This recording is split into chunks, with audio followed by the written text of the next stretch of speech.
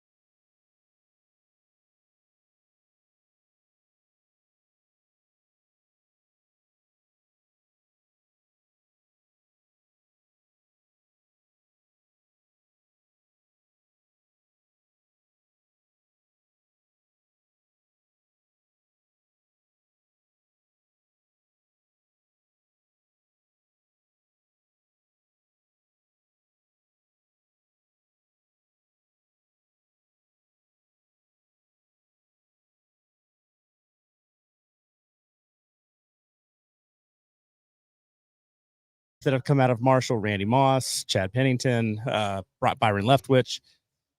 Check. Are we on? What did you just say? We had sound. We're still on. We are still on. Keep talking. Keep talking. All right. Well, Lee says we have no sound. Oh, God.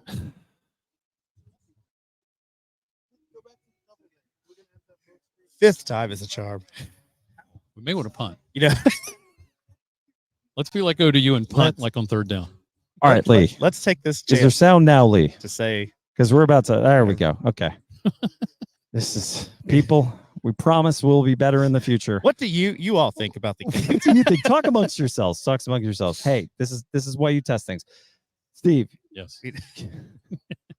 Outside of clearly seeing where we need to invest some of our resources in, I know you've been somebody that's been very excited about these types of opportunities. You've been a fan of the program for a very long time.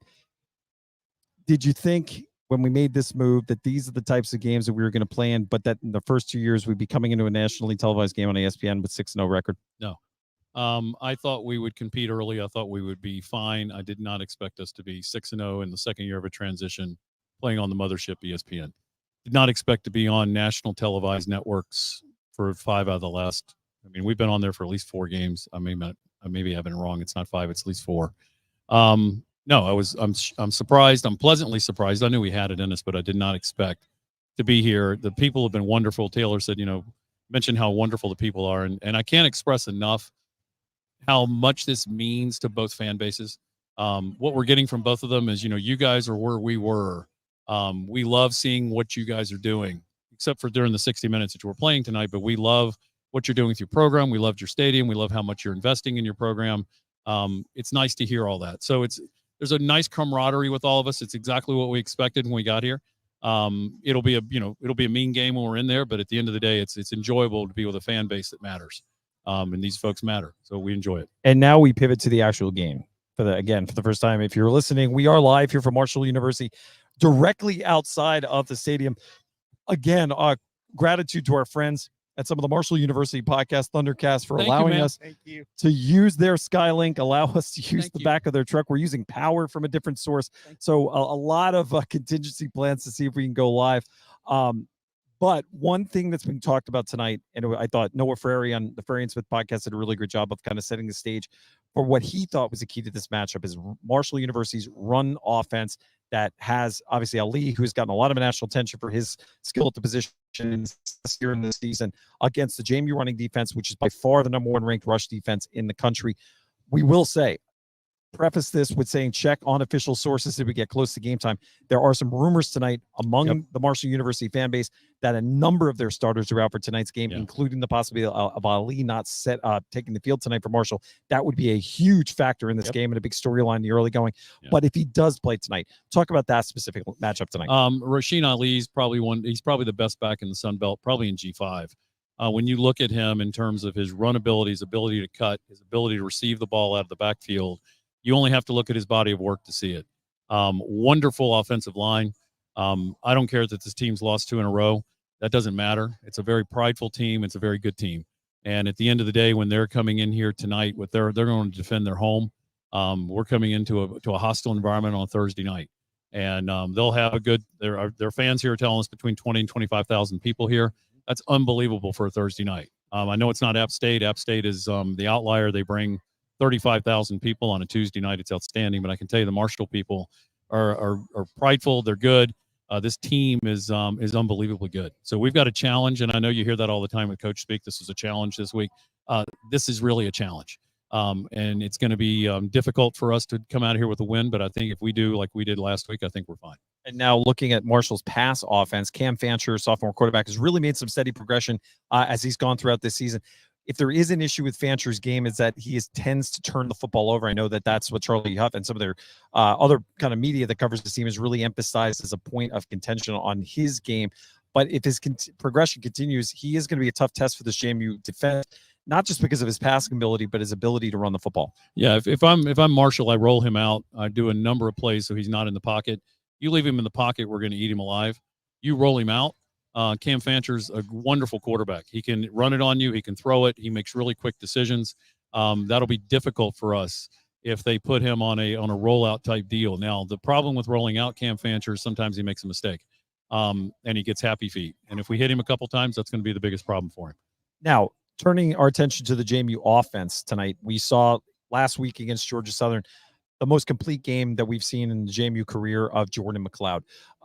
That was important because he'd been challenged by the coaching staff going into last week's game that they needed to see more from them. They needed to see more consistency. And the thing that I thought about Jordan's game that was really impressive last week is his ability to spread the football around to multiple wide receivers. Your thoughts about Jordan McLeod coming in? Yeah, and I love what Jordan's doing. This is now his 5th complete game that he's going to be in. He's made wonderful strides from the UVA game, which was his first complete game.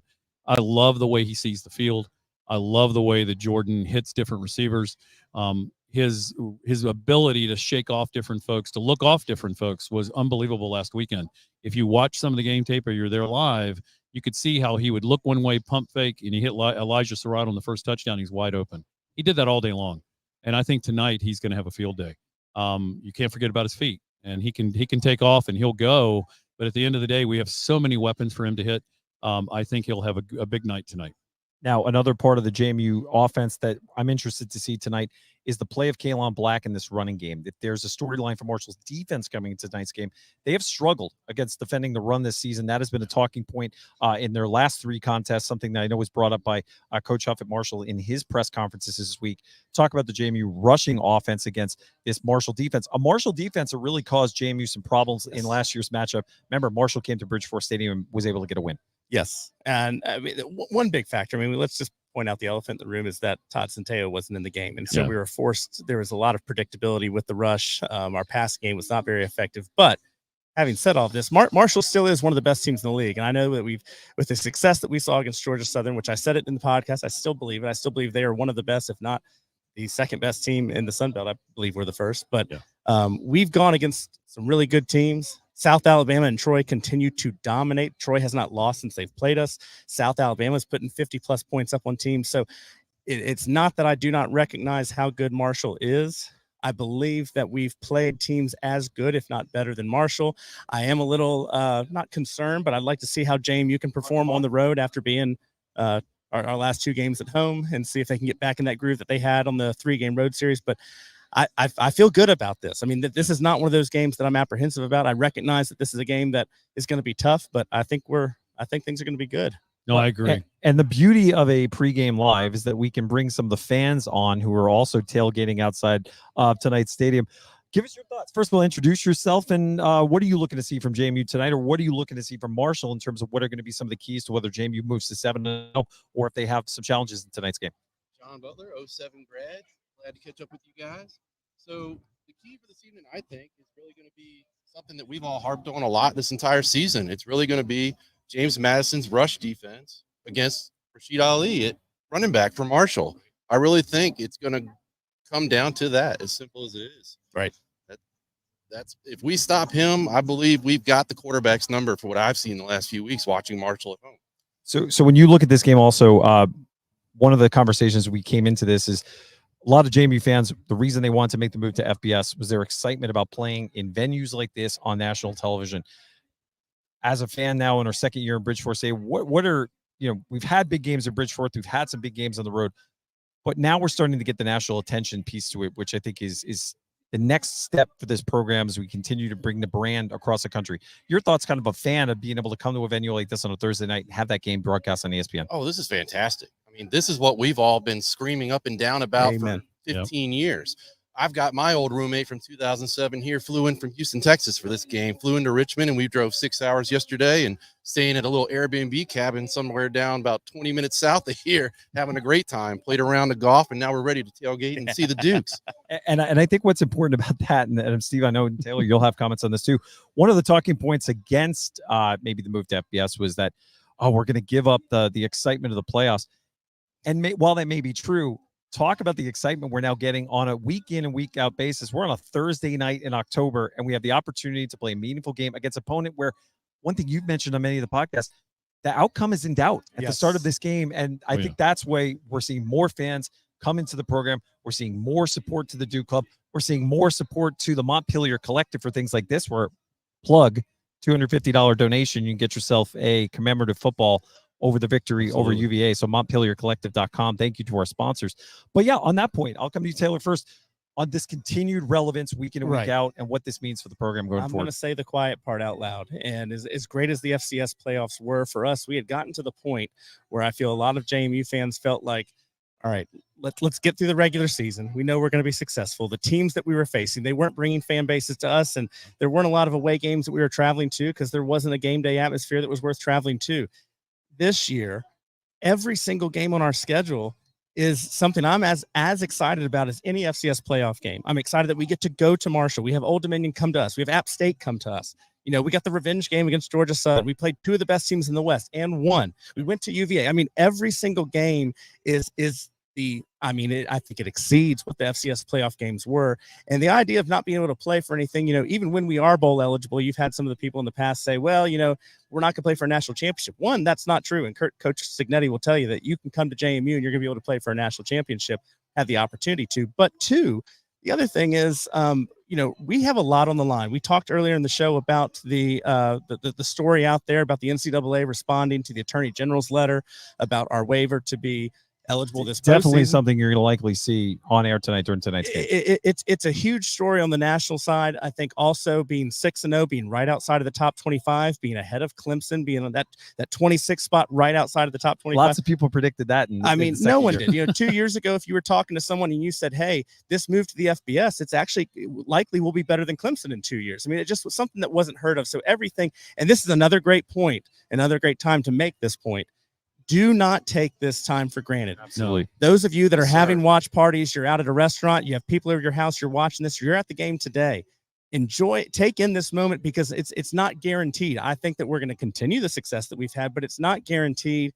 I think this is just a special moment for JMU football. It's national television. It's a chance to go 7-0 against a rival. It's a revenge game. And I don't know about you, but I think we all agree we want to go into homecoming against Old Dominion, primetime national TV, undefeated, and ranked in the top 25. When I'll say this, and before we get to Steve, this is a special moment. And if you're a fan that's watching this broadcast, you're going to know that one thing that we've come through on every single one of our conversations, this is why that support of JMU, whether it's a gift to the Duke Club, a gift to the Montpelier Collective, is so critical to not only build upon this moment, but to make sure that these moments continue in the years to come. Because the one thing we've heard from fans here at Marshall, we heard them from App State fans and others we've interacted with this season, those programs are investing in their program. Yes. Those programs are putting significant resources into making sure they either stay at the top of the Sun Belt or they get themselves to the Sun Belt. So JMU cannot be in a situation anymore where they are drastically outspending their peers. That's a big factor that we cannot talk about enough. And let me make a quick point to that. We were talking with some of Marshall fans earlier today, and they talked about how successful they were at the 1AA level. And then they also talked about when they made the move up to 1A, how immediately successful they were as a program. But then they went on to say those first few years in FBS, they became apathetic in some ways. They did not continue the investment. Their donors did not continue to give it the level that they needed to compete. And that Marshall program, unfortunately, fell off for a few years there. And really, I wouldn't say they haven't recovered. They've had a couple of years where they've been in the top 25, but they had some momentum there into the late 90s, early 2000s. It stalled. Yeah. And so we're at a moment right now. This is not a time to take anything for granted or to assume that we're going to continue to have this success. I mean, come out to the games, donate what you can, be an ambassador for the JMU football program, for the JMU athletic program, and let your friends and family and alums and friends and roommates that are flying in from Houston, let them all know what they can do and what their part they can play in making JMU better. Yeah, I mean, I echo all that, and I'll give you a plug for the Montpelier Collective. We want to keep all this going, and I can tell you there'll be a time. I don't think it's anytime soon, but there will be a time when this program is not riding as high. It's peaks and valleys. So right now we're doing well. We'll always, I think, do well, but I don't know that you'll always be where we are now. I expect tonight we will be ended up at 7-0. I don't think that's going to be an issue. It's a great team, but at the end of the day, I think we have something more to play for, and we're playing for the undefeated record.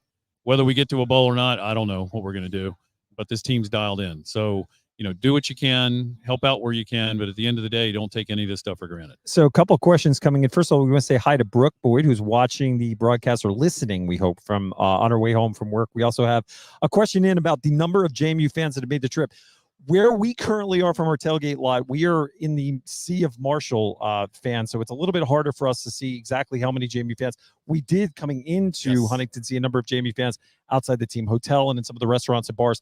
There is a Duke Club tailgate about 150 yards that way from us, where we imagine there's a fairly good crowd of JMU fans from what we at least had heard from people leading up to this game. Yeah. But this is also something where I think the more people hear about the experiences at these away stadiums, especially these games you can drive to, I think you're going to see continued growth in the number of JMU fans who say, you know what, hey, I'm going to take a Thursday off and I'm going to come to a game like this, or I'm going to make sure I make the trip out to see a game at Troy or see a game out in Texas, because they're going to want to see this team continue to be successful. And they're going to see you can have a really great road trip and go to a venue with fans that care about their program. It's huge. And to that point, so John, myself, his roommate from college, two other guys, we made plans April, May, I think, when the schedule came out.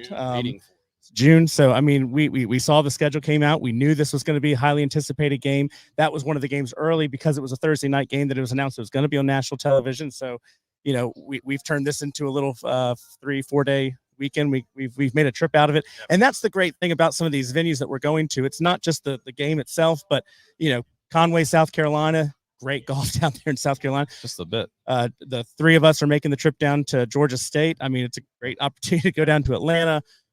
There's a lot of great opportunities to turn some of these trips into things outside of just the game itself. All right, so guys, so go around one more time because we are starting to see some rain coming in. And for those, once again, who are watching our second live broadcast attempt tonight, we have, I want to just to show you a little bit, if I can take the camera from you, Chandler, just a little bit of a look at our live setup here today. So we've got the board on a flatbed. We've got Chandler, a camera modeling, looking good as always.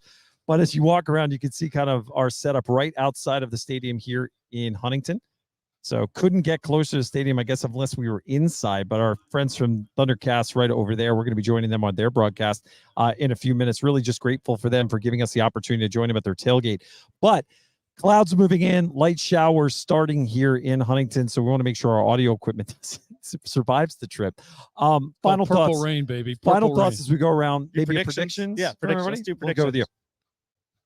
Put you on the spot. On the spot. All Dukes. 35-10. 35-10. Steve, we're going to come back to you last. I got 38-17, and that 7 points will be scored with about a minute to go in the fourth quarter when nothing matters. And we've got our third and fourth string in, and they're playing hard. We'll let you get another 7. It's okay. it is your home, so we'll let you get to 17, but we're not going to like it.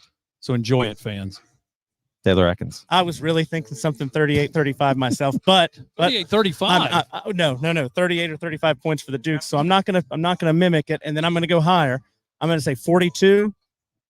I think the defense does give up a couple scores, so I'll say 42-21. And I will say 31-17 JMU in a game where I think this is a game where I really do believe whoever's running for Marshall, I do think if they are truly committed to running the football, like we've seen some teams have abandoned it early. The thing for Marshall's, they're not going to have the ability to really abandon the run because of their passing offense. I think it could be a game where they're able to run the football on us a little bit. They get some scores, but more importantly, maybe keep our offense off the field for longer because of their ability to maybe milk some of the clock tonight. Yeah. And that's why you might see JMU score less points, maybe at 24-31 points. But I do think JMU comes up on top. But again, to the fans watching tonight, thank you for your patience. Thank you for understanding of our live broadcast. We committed to you and promise you that we will work out the kinks of this so that for future games, we can bring you a little bit of a higher quality product. But thank you to the fans who let us know in the comments, first of all, for the first broadcast that you couldn't hear us, and then have kind of played with us a little bit to make sure that we could get the second half of this going. And then finally, remember, tonight's game, ESPN on 7 p.m., big opportunity on the national stage for the JMU Nation. Be involved. If you can go to a viewing party with other JMU fans, it's going to make tonight fun. But wherever you are, enjoy tonight's game. We'll be back on Sunday night for JMU Sound Off with a recap of tonight's game and then a preview of homecoming. And as always, go Dukes. We'll see you on Sunday for our next episode of JMU Sound Off.